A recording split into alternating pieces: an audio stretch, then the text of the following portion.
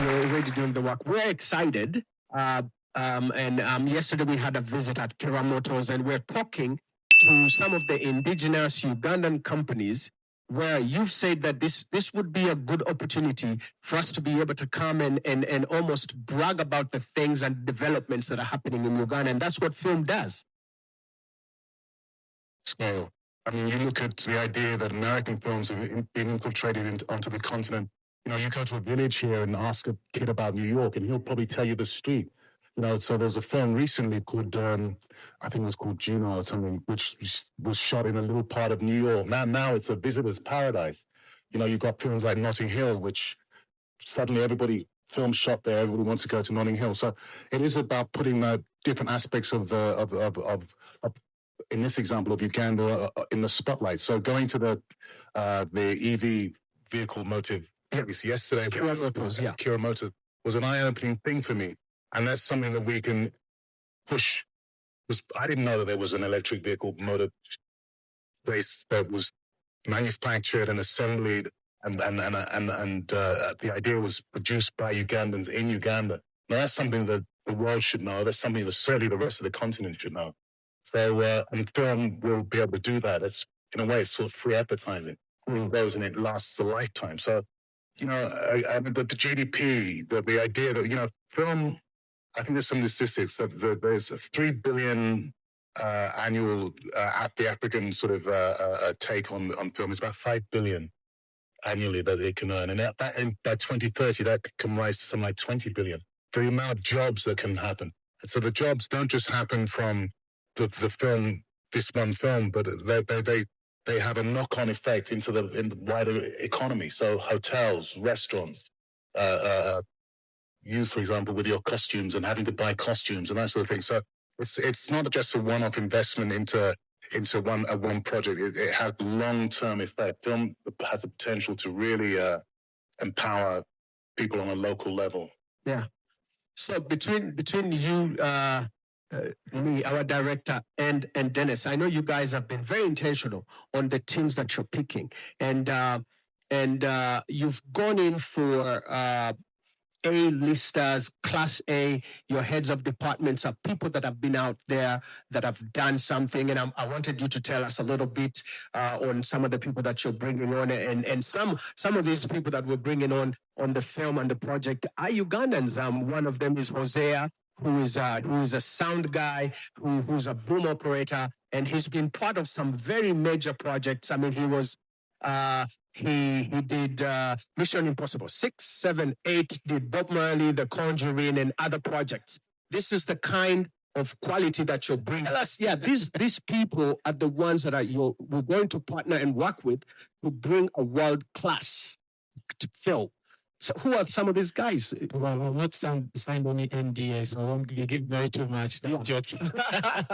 No, we're putting together a team, and it's amazing that most of them are actually Ugandan.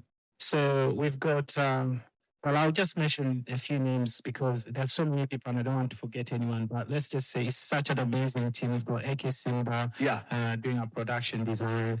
We're bringing on board people like Shakira. We've got an amazing Peter Muchivi. Yeah. Amazing bonus between his I don't know that Peter Muchivi because she's Maria Muchivi. Oh. My husband. Oh. So how do you, both of you are in the industry? Yes, we are. Okay. Yes. Okay. Yes. So beautiful brains here in Uganda and in the diaspora as well that are working on this movie. And, you know, there's so many other people. I don't want to forget names, you know, but lots of partnerships, as you say, Quad A. Solar FX has always been there for us every time we've come here providing equipment, grips and sparks. As I said, I don't want to, you know, there's so many. Yeah. But the thing about this is we've been working on it for about probably 3 years now. Yeah. And, you know, we've talked to different people. Again, names are just popping in my head. Isaac Kukan, there's so many.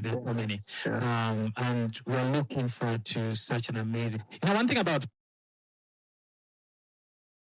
film that people don't understand is they think film is just about two people holding the camera.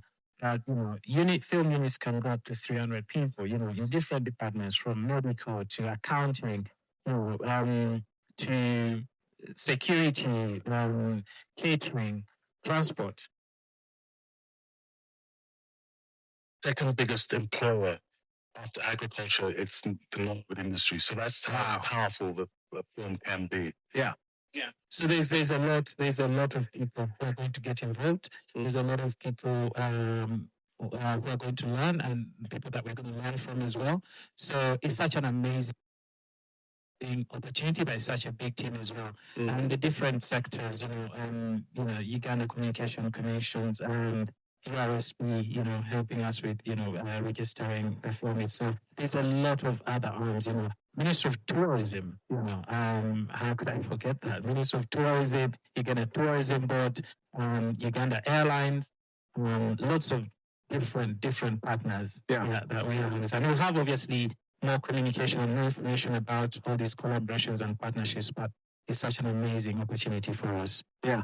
So I don't know if we were also supposed to hear from JT, who is he's on Zoom. He's going to be on Zoom, and he's the founder, or he started Cheetahs, the show that the people have seen all over the world, who's going to join the team as one of the producers.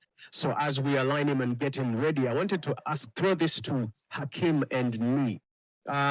We've seen a lot of things happen here in film, where you hear stories like the opening scene on, I think it was James Bond. They talk about him being in Mbale, but it was actually shot in Jamaica. The Queen of Katwe, almost 60% of that film was done in South Africa, and yet they're telling a Ugandan story.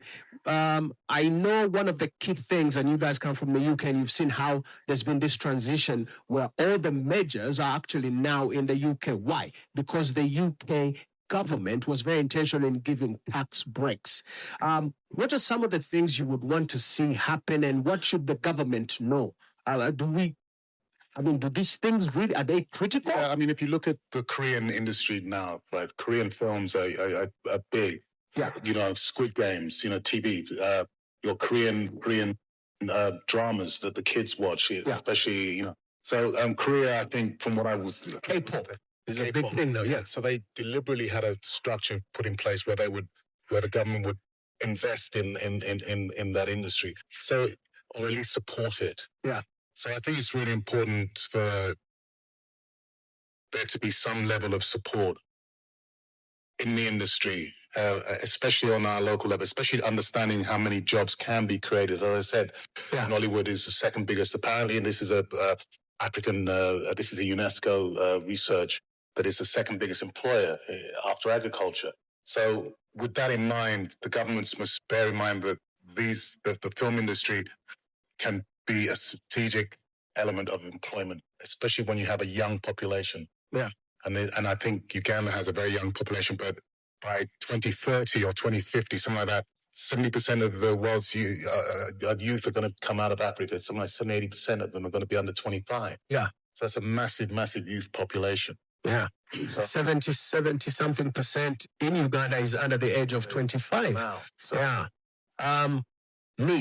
Do we need both private sector and government, or can we do without?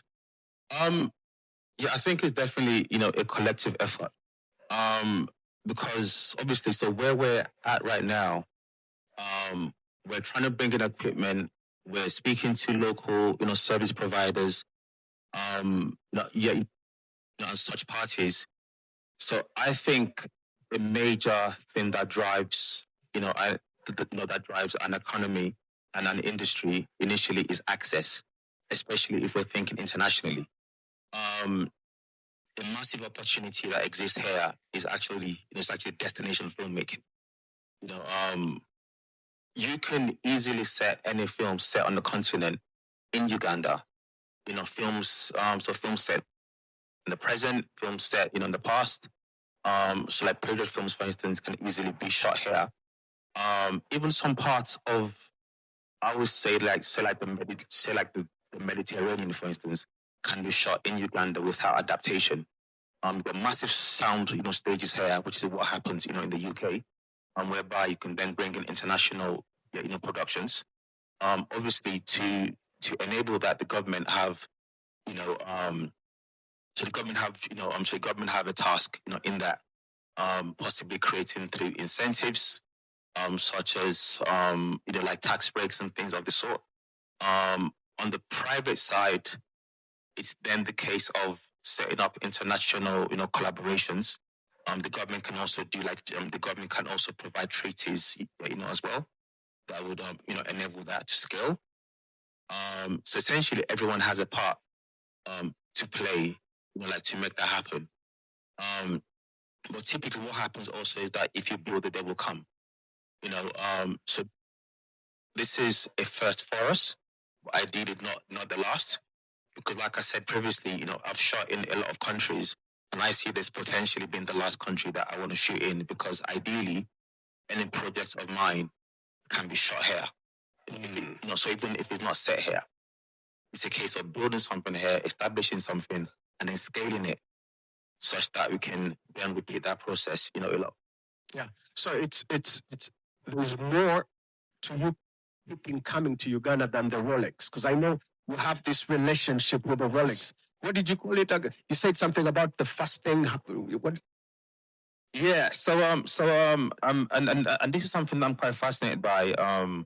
So having been to different places, so what I tend to realize is that what locals want to sell to the guests and what the guests are interested in are usually opposites. Ugandans, the government and the citizens, you guys love your gorillas, and you do have amazing gorillas, but most people don't come to Uganda for gorillas. Yeah. So incidentally, landed the first time, we went to a Rolex stand, and I got a Rolex. Like, wow, that blew my mind. Yeah. So the first hashtag was created, Rolex on arrival. Yeah. And that's trending. You had the Rolex, didn't you? Uganda for the Rolex. I'm just saying, yeah, what's the thing? Yeah, that was the thing, the thing. So it was a welcoming thing. And then besides that, like the scenery, the access, it's a very beautiful place. So comparing it to, say, in Nigeria, for instance, or Nollywood, it looks very similar, but it's a lot calmer. Yeah. So things can happen here possibly a lot easier. You don't have the established like resources and things to make that happen. But that can be built. Okay. And it's not called Pearl of Africa like for nothing as well. Yeah. It's very accessible. So these are all things that we need to look at and just tap into that, and utilize it. Yeah. So as we're about to wind up, are you promising us that we will see a Rolex scene in the film? There will be a Rolex booth. Oh, on set. On set? Yes, there will be a Rolex booth. And it's like I was saying, so having been here a few times, I've then gone back and ripped up the script and rewritten it from scratch. Yeah. So yes, there will be, because I'm trying to sell Uganda. Fantastic. And it's basically it's a looking for outsiders to experience to experience Uganda. Yeah. So in that Rolex is you guys do your brunches, like your nightlife, like the borders, so things that are quintessentially Ugandan will be very prominent in the film. Yeah. You see how and there is the rolling hills, the vista, the lushness of the place. I mean, and the Lake Victoria. I mean, it's very important. Yes, people know, but people haven't necessarily seen them in the way that is inviting them to come and experience it. Cape Town gets a big boost from its tourism because of so many filmed there. Yeah. But I would like to hear from the lady because she's been left out. So we some ladies' voices here. Maria.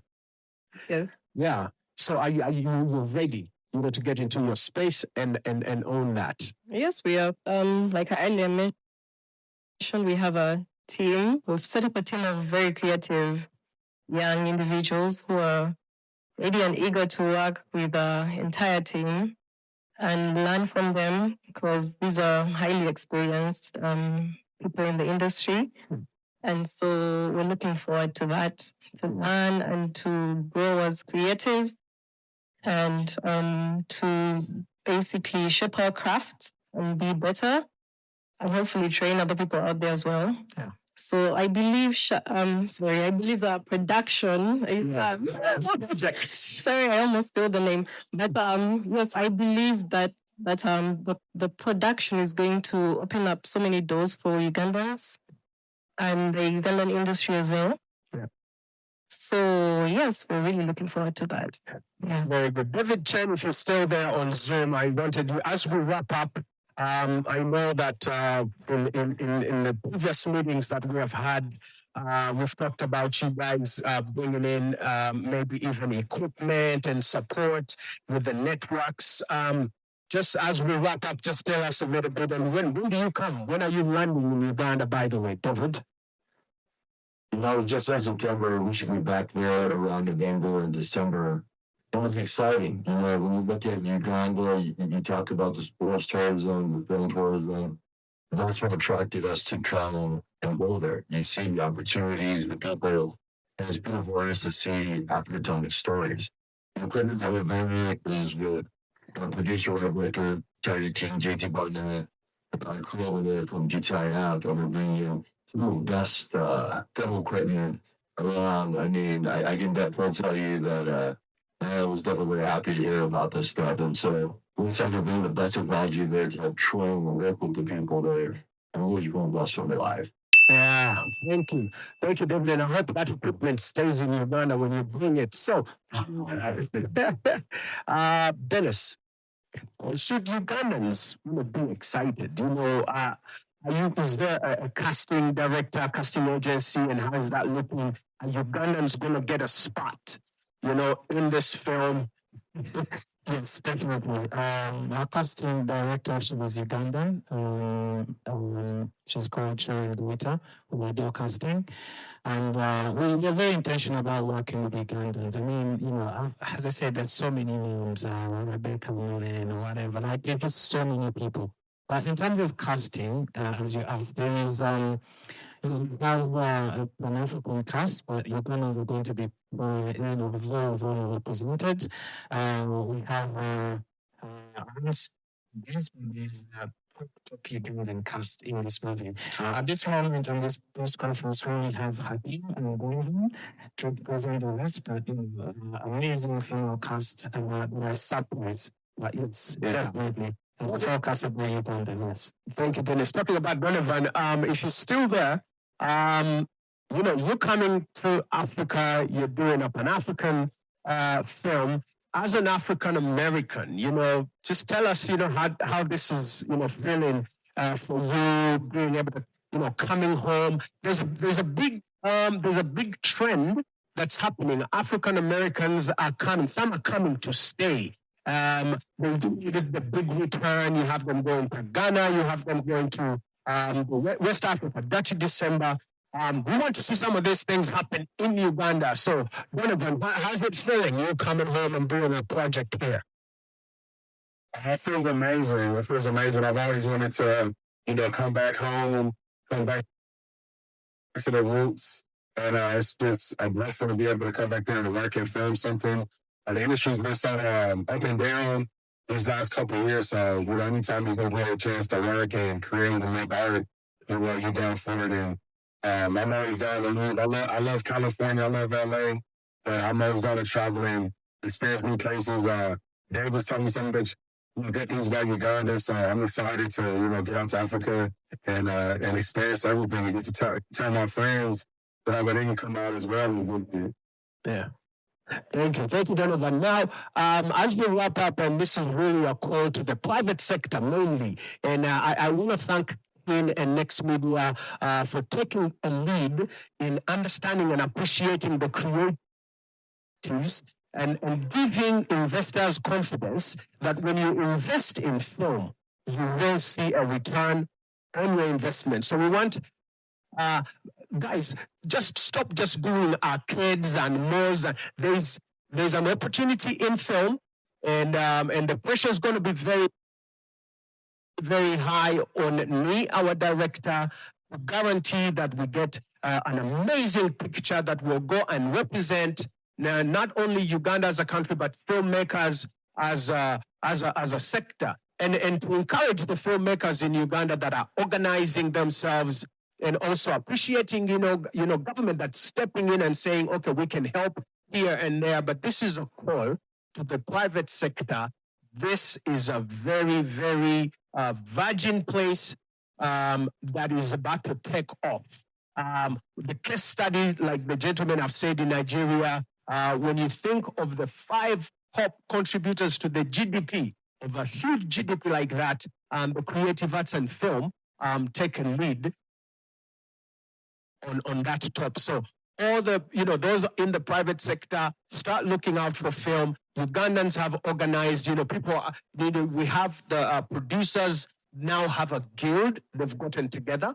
Would love to see more. And these are things that, you and me and myself, we are able to kind of augment or encourage for the industry to even organize more. Because when people want to come and shoot films here, they want to be able to come and find people that are skilled, people that are together, that know what they're doing. For the longest time, we've been borrowing a lot of, you do a film in Uganda, and a lot of the crews, will come from the neighboring countries. Uganda, we could say we're ready. We need more. We need more. So we're wrapping up, but the excitement is there's a big film. Nish still doesn't want to give us a name, but we're calling it a film project. But soon you will. We will twist his arms for him to leak that name. But gentlemen, thank you very much. And those in America also that joined us by Zoom, thank you so very much. We thank the partners that we already are talking to and working with in America, David Chen. Here in Uganda, Next Media is going to play a very big role. A very big portion of this project will actually be shot in these premises, because from what you've been saying in the stories, there's a lot of media involved in that film. So, when you have your breaking stories and all that stuff, will be done here. So from Next Media, we want to appreciate and thank you so very much for hosting us for this presser, and you will be seeing more of us here. Hakim, thank you. And as you go back home, is it today or tomorrow? You're going back home tomorrow. He's here to stay. Is it? But I'll be back, so yeah, and I'm looking forward to it. And it's been a wonderful sort of reception while I've been here. You guys have been amazing, and I'm really excited about the project and seeing where it goes, and hopefully being one of those that have built a wonderful industry in Uganda. Yeah. Thank you. Thank you very much. And as we sign out, any last words, Director? Are you going to give us the name? No. No. Yeah, but what I will say is that so we're at a critical junction now where obviously we're starting the shoot very soon. So this was a trip to essentially get our lead actor down and have joint meetings with as many of the HODs and crew that exists, physically on ground. Again, is to, experience, what the environment feels like, so that we're not just dropped in. And I'd just like to say that, it's very exciting and we're ready to go. Mm-hmm. We're ready to go. Dennis? Yes. Thank you for hosting us. And let's go make a film.